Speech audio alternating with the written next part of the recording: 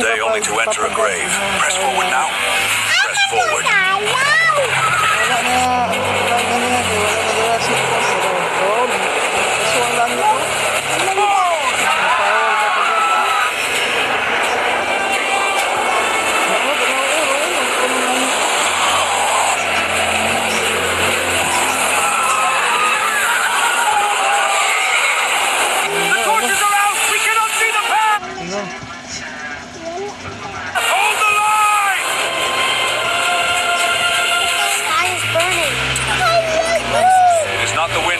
Back. It is the Lord. Stay close. Do not break. See, hear the word of the Lord. As he has commanded, draw back. He's retreating. There's a road. Walk now! The ground is dry. He has blown the road open. Do not look back.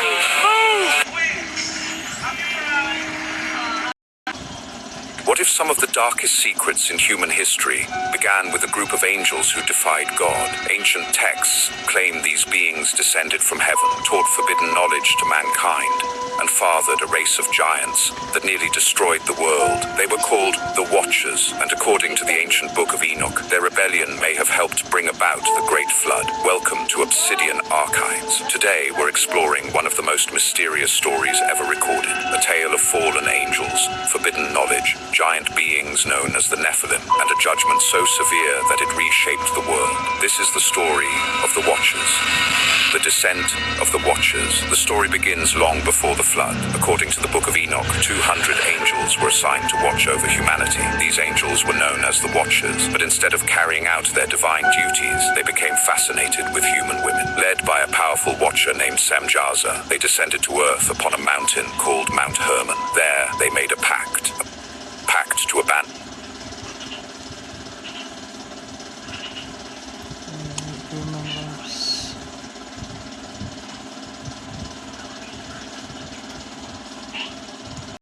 Pong! Undang na alas 10 na. It was an act of rebellion against God, and according to Enoch, it would have devastating consequences.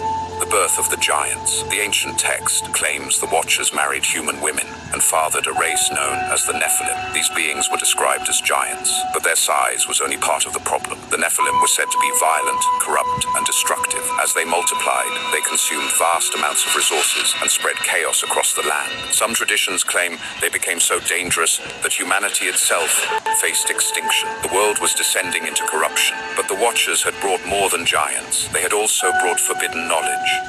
Forbidden knowledge. The book of Enoch names several Watchers and describes the secrets they taught humanity. Azazel, one of the most infamous Watchers, supposedly taught humans how to forge weapons of war. Others taught astrology, enchantments, sorcery, cosmetics, and hidden sciences. To many ancient writers, this knowledge wasn't viewed as progress. It was viewed as corruption, knowledge humanity was never meant to possess. As violence spread across the earth, the cries of humanity supposedly reached heaven, and according to the story, divine judgment was coming.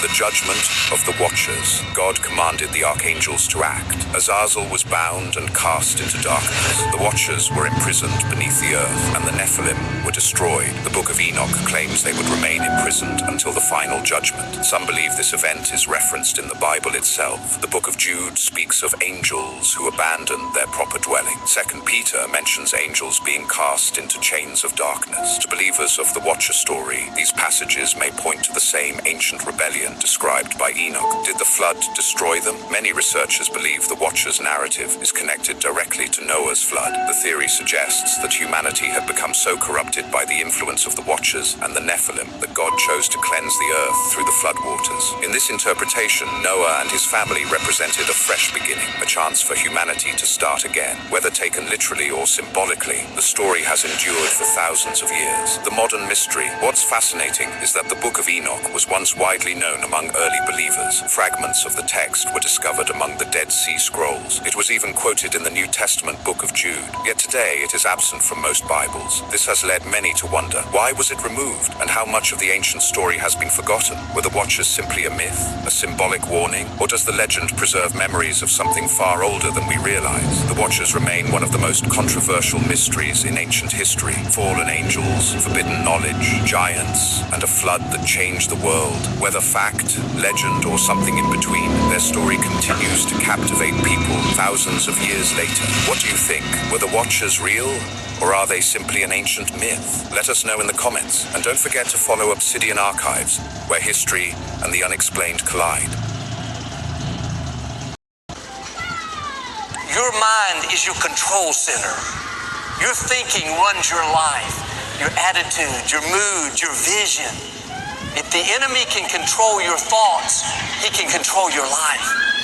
If you let circumstances set your mind, or other people, how you feel, it's going to limit your destiny. Your mind is your control. Hayaan niyo ang embahador mula Priam, hari ng Troy, na makalapit sa Faraon.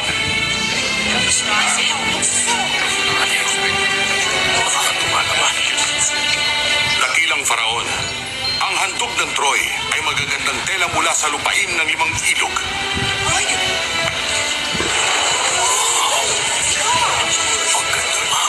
Nagpapasalamat kami sa Priam. Napakaganda nga nito. Kumikinang na parang Nilo. Ano ba ito? Saan gawa ito? Hindi ka matulog. Walang nakakaalam, dakilang Faraon. Wala kailangan Ginawa nila. sa habian ng mga Diyos. Tinawag yung Seda. Ang embahador mula sa Jericho. Tulog na kayo. Iskila ka huwag na. Nagagyo sa pita pa huwag na. Ang kaharian ng Dapat tulugan na siya na. Kaya kaong ko na huwag na. Naligo na. Hila na siya. Malamang mga embahador sila ng Beduin. Beduin? Anong mga dala niyong handog? Dala namin ang salita ng Diyos.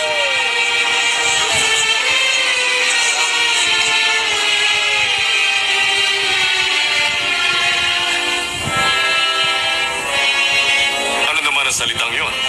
Ang sinabi ng Panginoong Diyos ng Israel, palayain mo ang bayan ko.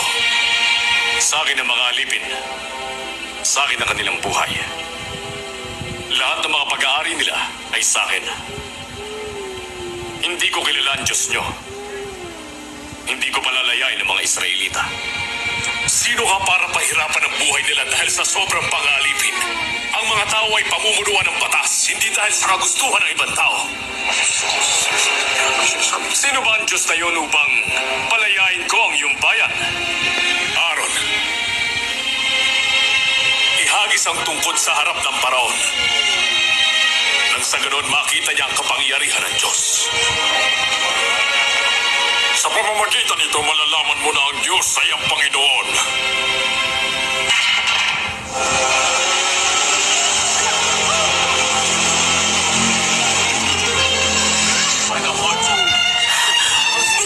Ina! Ginawa niyang ulutong ang kanyang tungkod. Hindi ka sasaktan ng dala niya, aking anak.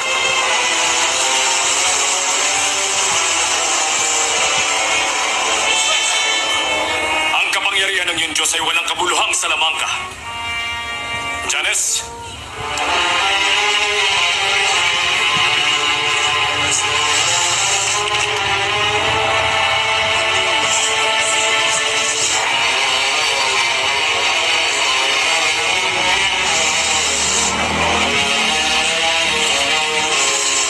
Ina, tingnan niyo.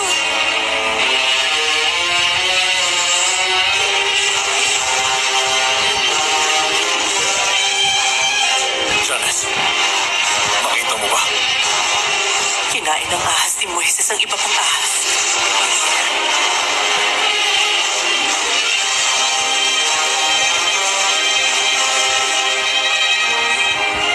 Binigay mo sa akin ang tungkod na ito para itaboy ang mga alakdan at mga ahas.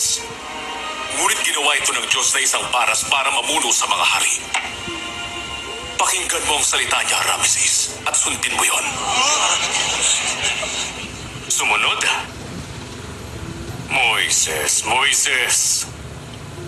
Wala pa mga salamangkero dito sa Ehipto para bumalik ka at gawing ahas ang tungkod mo. O kaya naman magpalabas ng isang kuneho.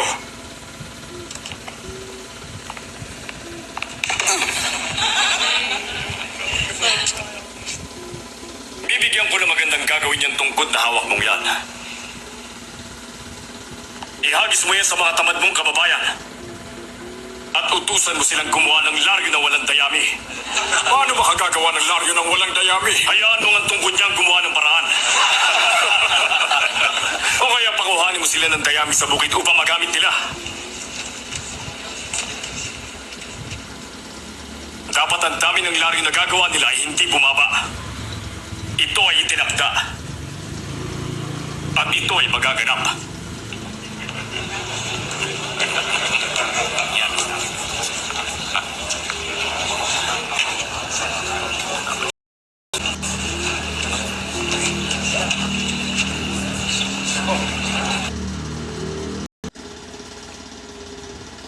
The birth of the Nephilim was not a coincidence. It was part of a dark and calculated plan to prevent the birth of Jesus. Sounds unbelievable, right? But trust me, this is one hidden truth most people don't know.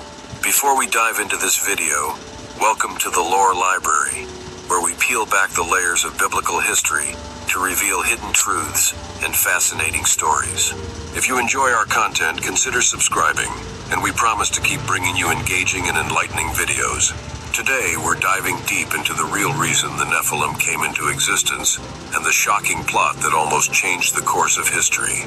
Alright, so before we dive into the bigger picture, let's break down who exactly were the Nephilim. Both the Bible and the book of Enoch give us a pretty wild story.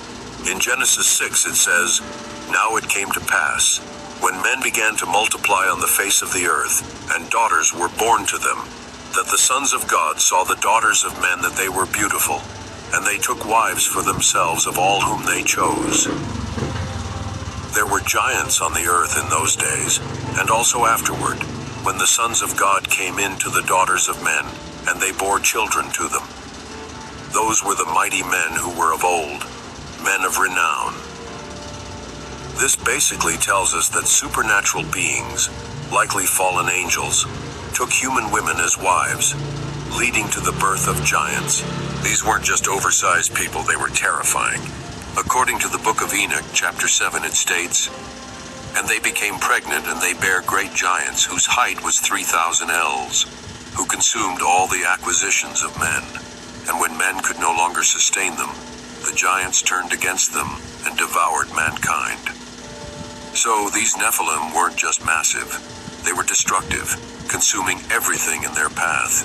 And when resources ran out, they actually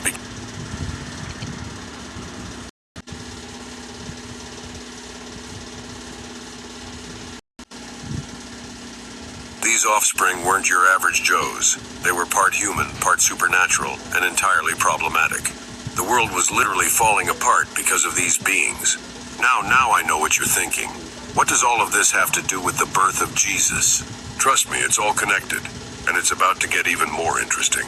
Now, to truly understand this idea, we always have to go back to the beginning where everything started. The garden. The story of the Nephilim and their corruption doesn't start with them. It goes all the way back to the Garden of Eden. You see, the Nephilim weren't just about physical destruction. They were part of a much bigger spiritual battle, and it all began in Genesis when Adam and Eve ate from the forbidden tree. Everything was perfect in the garden until Satan, in the form of a serpent, came to ruin it all. He convinced Eve to eat the forbidden fruit, and that one act brought sin into the world.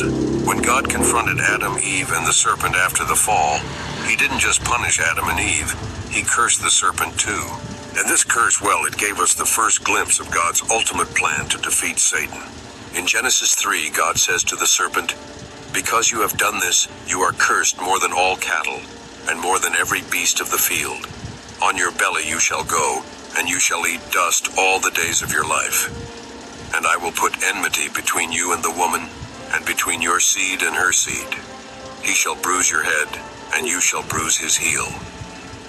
Now, did you catch it? Let's repeat the important part again for the people in the back. "And I will put enmity between you and the woman, and between your seed and her seed, he shall bruise your head, and you shall bruise his heel. God wasn't just talking about snakes slithering on their bellies forever. This was a prophecy. The seed of the woman that would crush the serpent's head is a direct reference to the coming Messiah, Jesus. God was letting Satan know right from the start that one day a descendant of Eve would defeat him. Sure, Satan might bruise his heel, which refers to Jesus' suffering, but ultimately the Messiah would crush Satan's head, signifying his defeat. Now Satan is smart, and he understood what this meant. He knew his defeat was coming, but he didn't know exactly when or through whom. So what did he do? He tried to stop it before it even started. Now, if you're not familiar with these ancient texts, you might be asking, how do we know for sure that Satan tried to stop the pure line of humanity? Well, the Bible, the Book of Enoch, and even the Book of Adam and Eve give us some pretty compelling clues. Let's start at the beginning. In Genesis, after Adam and Eve were banished from the Garden of Eden, they had two sons, Cain and Abel. Now Cain, the firstborn, was a farmer, while Abel, the second son, was a shepherd.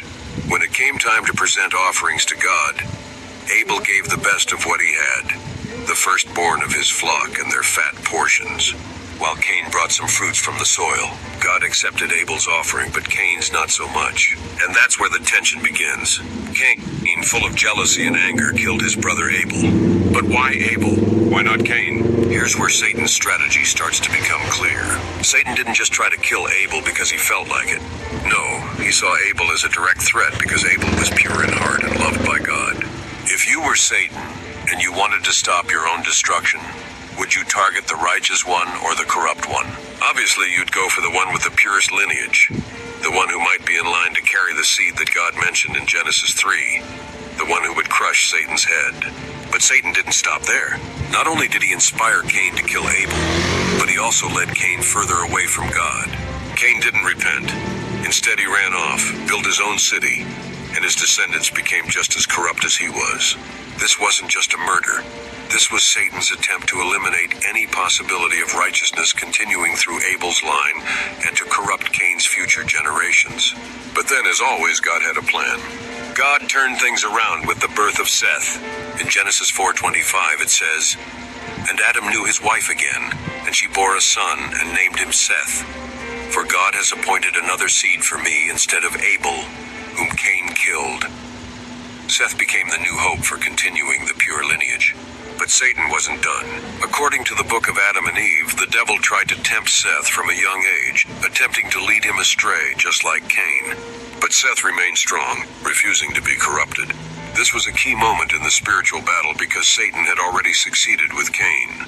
Seth, however, remained righteous, and his descendants carried that righteousness forward, at least for a while. As Seth's descendants grew, so did Cain's. And here's where things get even more interesting. According to the book of Adam and Eve, Cain's descendants became increasingly corrupt, engaging in sinful activities and turning their backs on God. But Seth's line remained pure, living on what is described as a holy mountain, separated from the corruption below. They remained obedient to God, resisting the temptations that Cain's descendants fell into. In the book of Adam and Eve 12, we learn that Cain's generation continued to seduce Seth's descendants into sin. The text says, "And the children of Seth looked on the daughters of Cain's children, and they were captivated by their beauty, and they began to desire them." This wasn't just a physical attraction. It was the beginning of spiritual corruption, a slow but steady process of leading the righteous away from God. Now here's where Satan's plan really starts to unfold.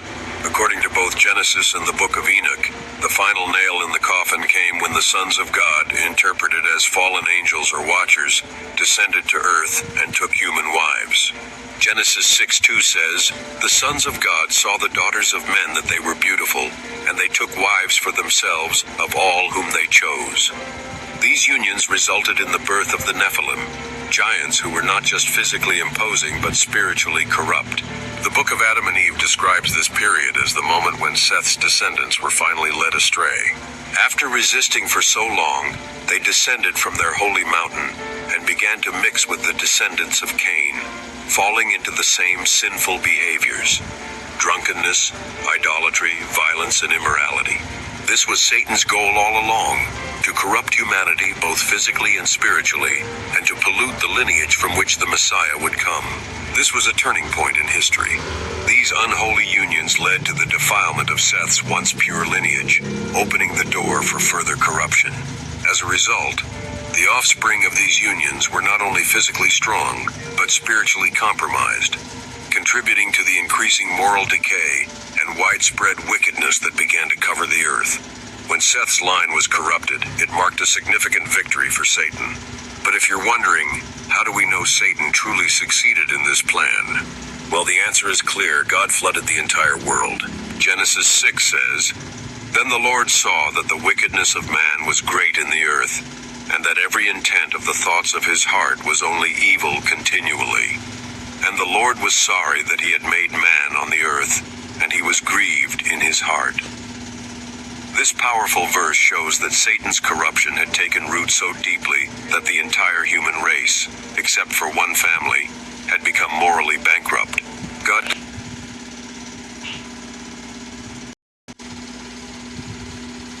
decided to wipe the slate clean with the flood. But there was one exception, Noah. But you might be thinking, why Noah? Well, Genesis 6:9 gives us the answer. Noah was a just man, perfect in his generations. Noah walked with God. Noah's purity wasn't just about his personal righteousness. It was about preserving the bloodline through which the Messiah, Jesus, would one day come. Satan's mission was to corrupt humanity to the point where the promised Messiah couldn't come into existence. But despite his efforts, God ensured that Noah's line, a pure and unblemished lineage, would survive the flood. And from this lineage, Jesus, the flawless lamb, the perfect sacrifice without blemish, would one day be born, fulfilling God's promise and ensuring Satan's ultimate defeat. Through Noah, Seth's line continued, paving the way for the birth of the Messiah thousands of years later. Seth's descendants are the thread that ties this whole story together. They represent the righteous lineage that Satan wanted to corrupt. The Nephilim, by marrying into Seth's line, were an attempt to pollute the bloodline, making it impossible for the Messiah to be born. But God's intervention through the flood ensured that Seth's line survived, keeping the hope for a future Redeemer alive. It's important to understand that the flood didn't mark the end of Satan's efforts to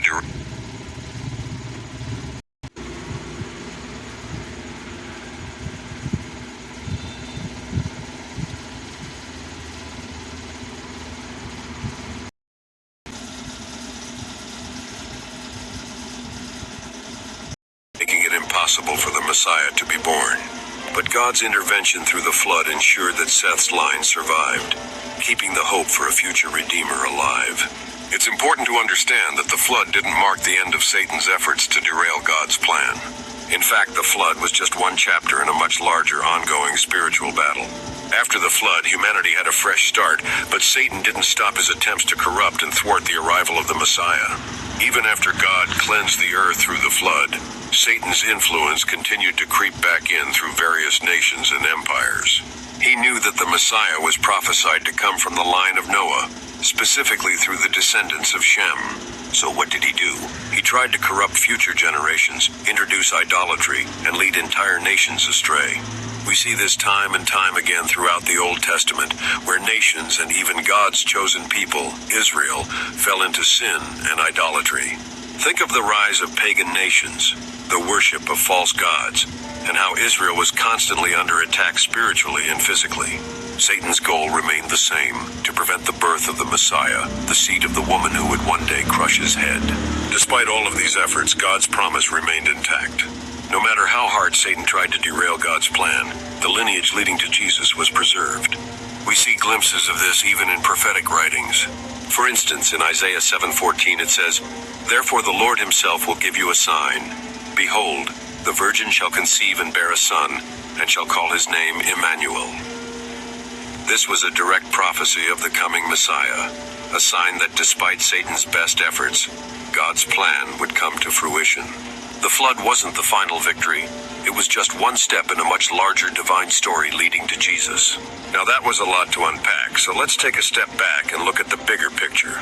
The Nephilim were never part of God's original plan. When God created the world, he designed it with a perfect purpose for humanity. But the whole thing with the sons of God taking human wives? Yeah, that wasn't in the divine blueprint. The Nephilim's existence was a direct violation of the natural order God had established. And of course, Satan, being the master of chaos, took full advantage of the Watchers' rebellion to advance his own twisted agenda. So why was Satan so obsessed with stopping the Messiah? Remember that prophecy from Genesis 3:15? It foretold that the seed of the woman, who we now know as Jesus, would crush the serpent's head. That prophecy marked Satan's doom. He knew his defeat was inevitable and that the Messiah would be the one to seal his fate. By corrupting humanity and creating the Nephilim, Satan hoped to derail God's plan, particularly by tainting the human gene pool and preventing the birth of the Messiah. But despite Satan's relentless efforts, God preserved a pure lineage through Noah. In Genesis 6:9 in KJV it says, "Noah was a just man and perfect in his generations, and Noah walked with God." This statement highlights Noah's purity, both in his character and his lineage, untouched by the corruption of the Nephilim. God's plan remained intact, and through Noah's descendants, Jesus, who would later become the perfect sinless sacrifice, was born. And we know that in order for Jesus to be the ultimate sacrifice, he had to be spotless, without blemish. He was the Lamb of God who came to take away the sins of the world. So there you have it, the real reason the Nephilim came into existence. It wasn't just a random act of rebellion. It was Satan's desperate attempt to prevent the birth of the Messiah and stop God's redemptive plan. But in the end, God's purpose prevailed. The flood wiped out the Nephilim, preserving Noah's lineage. And through that pure line, the Messiah was born. And as for Satan, well, his plan failed just as God promised. Jesus crushed the serpent's head, securing victory over sin and death. As we've seen, the story of the Nephilim is much more than just an ancient tale. It's a testament to the spiritual battle that's been waged since the beginning of time. But no matter how hard the enemy tries to interfere, God's plan always prevails. The birth of the Messiah was unstoppable, and through Jesus we have victory over sin and darkness. So, as we reflect on this incredible story, remember that God's plans for you are just as powerful, and nothing can stand in the way of his purpose for your life. Thanks for watching, and until next time, stay blessed.